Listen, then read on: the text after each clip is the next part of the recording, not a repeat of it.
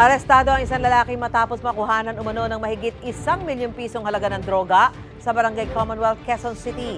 Tumanggi siya magbigay ng pahayag. May unang balita, si James Agustin. Matapos ang ilang araw na pagumanman na aresto ng pulisya ang 40 anyos sa lalaki sa drug bypass operation sa Barangay Commonwealth, Quezon City. Hindi nakasuhan namin sa paglabag sa Republic Act 9165. Nakakuha na sa 175 grams ng shabu na nagkakahalaga na mahigit sa 1.1 million pesos. Nakatanggap po tayo ng impormasyon galing sa isang confidential informant regarding sa isang individual na nagtutulak ng droga sa nasabing lugar. So nagkanda kaagad tayo ng validation at upon confirmation ay naikasa natin itong bypass operation.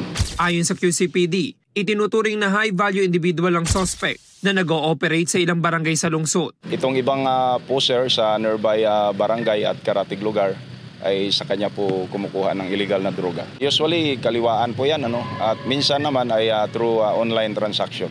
Inaalam pa ng pulisya ang source ng droga ng suspect. Sinampahan na siya ng reklamong paglabag sa Comprehensive Dangerous Drugs Act. Sir, na lang po, sa korte na lang po kayo.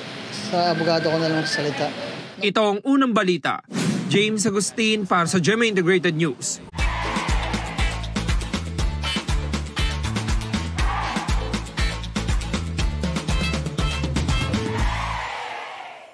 Mga kapuso, para una ka sa mga balita, mag-subscribe sa GMA Integrated News sa YouTube. Sa mga kapuso abroad, subaybayan niyo po kami sa GMA Pinoy TV at sa www.gmanews.tv.